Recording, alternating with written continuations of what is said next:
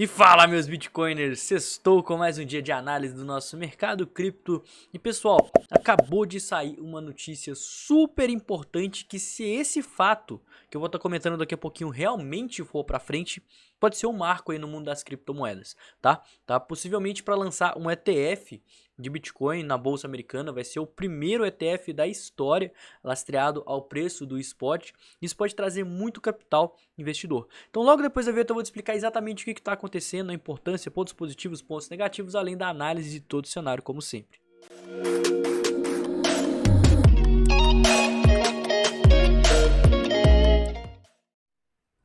Bom, pessoal, o Bitcoin vai para alta depois da empresa BlackRock pedir autorização para lançar um ETF da criptomoeda lá na Bolsa dos Estados Unidos. Então, se você não conhece a BlackRock, ela é a maior gestora de criptoativos do mundo. Gestora de ativos, desculpa, né? Acima de criptoativos. A maior gestora de fundos do mundo. E ela entrou com um pedido lá para a Comissão de Valores Imobiliários dos Estados Unidos, que é quem regula todo esse mercado acionário, para estar lançando um fundo de negociação, um fundo negociado, um ETF, baseado no spot do Bitcoin. Ou seja, todo mundo que comprar esse fundo vai ter de forma indireta uma exposição ao Bitcoin. E a BlackRock ela vai estar usando o serviço de custódia da Coinbase para estar oferecendo esse ETF de Bitcoin. E qual que é a vantagem disso? Quando se tem ETF, você está falando num fundo de investimento que vai ser negociado na Bolsa de Valores dos Estados Unidos. E esse fundo de investimento ele vai facilitar com que pessoas que têm medo desse cenário regulatório, que acham que criptomoedas são ativos um pouco mais obscuros ou tem medo de se expor, por mais promissor que isso seja, entrem, certo? Porque fundos de investimento eles existem várias regras para as pessoas estarem entrando, né? Não só para entrar, mas também para gestão do fundo. Se o ativo cair tantos por cento, o fundo precisa fechar a posição para evitar perdas maiores. Controle de volatilidade, além de uma série de fatores de cota, regulamentação, taxação, seguro, que faz com que os investidores queiram investir através de fundos ao invés de diretamente no mercado cripto. Temos sim questões ideais, eu não invisto em fundo de criptomoeda de jeito nenhum, eu invisto nas criptomoedas, certo? Mas querendo ou não, possibilidades de investimento a mais no mercado de criptomoedas trazem mais capital de mercado. Dinheiro entrando é igual a preço subindo, certo? A matemática é muito simples. Vale falar que a SEC ainda não aprovou o pedido do ETF e no ano passado ele rejeitou essa mesma solicitação de outra empresa que é a Grayscale, que aqui está falando que ela é a maior gestora de ativos digitais do mundo. Contraditório, né? Porque está falando exatamente a mesma coisa da BlackRock.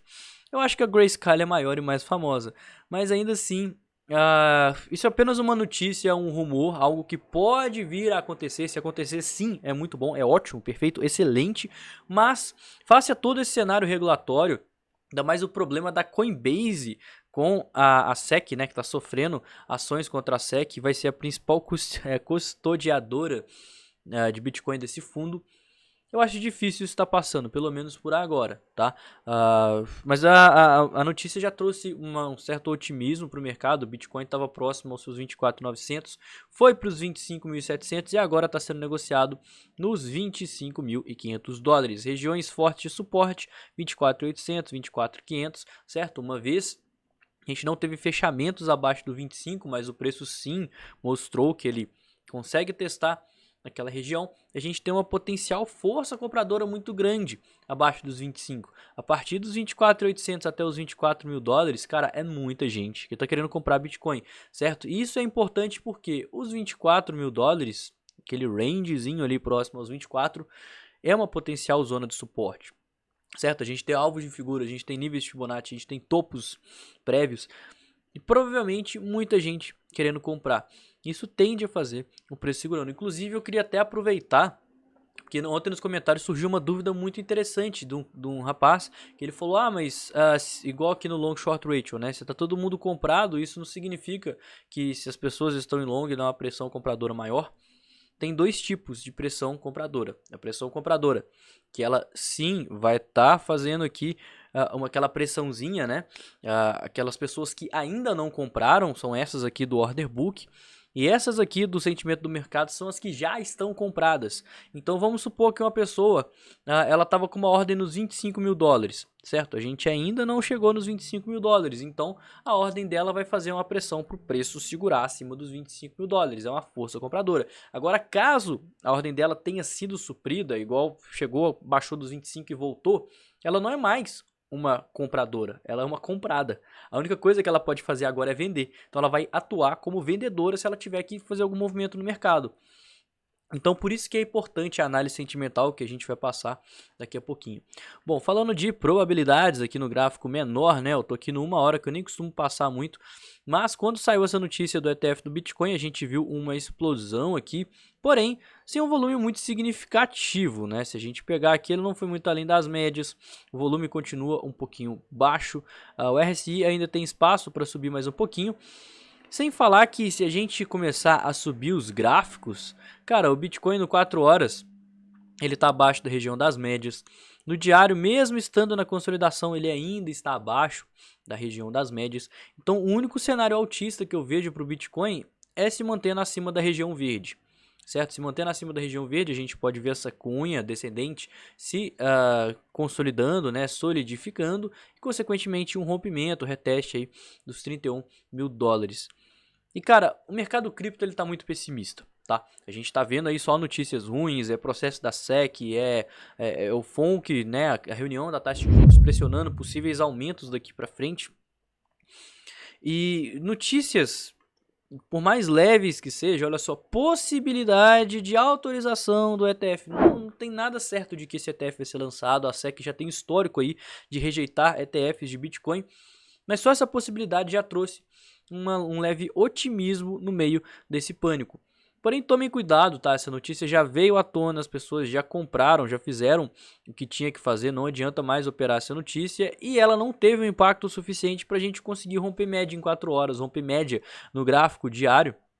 Certo? Ainda estamos abaixo da região das médias, por isso que eu sigo considerando essa região verde e a cunha descendente. E bom, nosso sentimento com relação ao vídeo de ontem deu uma melhorada muito boa, tá? E isso até me dá uma tranquilizada, porque a gente tinha um cenário onde a cada um comprador a gente tinha cada um vendedor a gente tinha 3 compradores. Né? E agora a gente já cai naquele dilema. Essas pessoas aqui, esses 3 compradores para cada vendedor, são pessoas que já compraram, né? Então tem muita gente que está comprada, acreditando na alta, e isso é força perdida, né? São as pessoas que tinham ali uma munição, um tiro para dar ali, para acertar o fundo, para estar lucrando, e aí esse tiro já foi gasto. Então a única coisa que essas pessoas, esses 3 compradores para cada vendedor podem fazer é vender, certo? Então, se eles começarem a vender, eles vão atuar como vendedores, eles vão ser uma pressão vendedora que pode estar atuando aí se o preço começar a subir, ou seja, deixa resistências mais fortes, porque eles vão bater alvo e vão virar eventualmente vendedores. Sem falar que se o mercado reverter e começar a cair, teve a euforia aí do ETF, mas beleza, passou, né? O Bitcoin nem subiu tanto, não mostrou tanta força. Os ursos começaram a atacar, essa galera começou a vender. Cara, tem muita gente para ser estopada, muita gente para ser liquidada. Se perdermos pontos importantes de suporte, toma cuidado, tá? E quando estava muito esticado, agora que tá dando uma diminuída, te confesso que isso até me dá uma certa tranquilizada. Ainda tá alto? Sim, ainda tá bastante alto o número de compradores e vendedores. Porém, já deu uma esfriada, né? O meu medo, igual eu trouxe ontem, historicamente falando, às vezes que a gente viu o long short ratio tão esticado, acima de 3, foram pontos assim cruciais de muita liquidação de mercado, né? Região de topo histórico, quando o preço resolveu cair, região onde todo mundo achava que o preço ia subir e eventualmente ele acabou caindo e liquidando todo mundo. E essa maioria que acaba por estar comprada serve de gatilho, né? Isso impulsiona o preço a continuar caindo, ok? Então, considerações finais, cenários que eu tô de olho. Como eu bem avisei para vocês, essa cunha aqui para mim é o cenário mais nítido que a gente está passando por agora, certo? Eu até fiz umas compras aqui nessa base, porém a gente sempre tem que pensar, e se não acontecer? A maioria das pessoas estão vendo a cunha e acreditam que o preço vai romper para cima. Muita gente está comprada, a gente ainda tem 2 compradores para cada vendedor. E se essa maioria que está comprada acreditar para cima, tiver errado, cara, vai ser stop, vai ser liquidação e vai ser volatilidade. A gente pode invalidar sim essa cunha e vir buscar por reais pontos de suporte, que são essa força compradora que ainda não entrou, ou seja, essa galera aqui sim está fazendo um colchão de ordens aqui para o preço. Por isso que eu acho que a região entre aqui desse range aí dos 24, abaixou dos 25 até os 24, 23.500, é uma região interessante aí para estar buscando compras. Por quê? Porque o semanal já está bem estressado, né? A gente já está aí passando por quedas, a gente chegou a ver uma desvalorização de quase 20% ao longo de 9 semanas, 63 dias, praticamente aí 3 meses de queda no semanal. É uma queda que, se a gente puxar um zoom aqui, olha só, uma queda sem grande volume, tá? Então, assim, no longo prazo o Bitcoin ele ainda segue altista, ele tá na região das médias, ele pode vir daquela, violinada aqui para baixo e voltar, continua sendo um cenário saudável, tá? E a gente também tem que pensar nessa possibilidade. O que mudaria todo esse viés altista do Bitcoin é literalmente uma queda mais acentuada e principalmente operar abaixo dos 20 mil dólares. Aí a nossa premissa de análise vai mudar completamente, porque a gente vai ter perdido sim pontos importantes. Agora, para mim, essa correção no semanal, se mantendo acima aí dos 20 mil dólares, de preferência acima dos 23, 24 mil dólares, extremamente saudável e oportunidades, beleza? Então o vídeo de hoje foi esse, espero que você tenha gostado. Se não me conhece, não conhece o canal, se inscreve, deixa aquele like, que isso é muito importante, ajuda o YouTube a estar recomendando esse conteúdo que eu estou passando aqui para você, uma análise super completa, explicando o que está fazendo o Bitcoin subir, quais as maiores probabilidades, sentimento dos investidores, isso você não acha em qualquer canal, tá? Então se inscreve, deixa o like, me segue nas redes sociais e no mais eu vou ficando por aqui. Tenha um excelente final de semana e valeu, galera! Falou!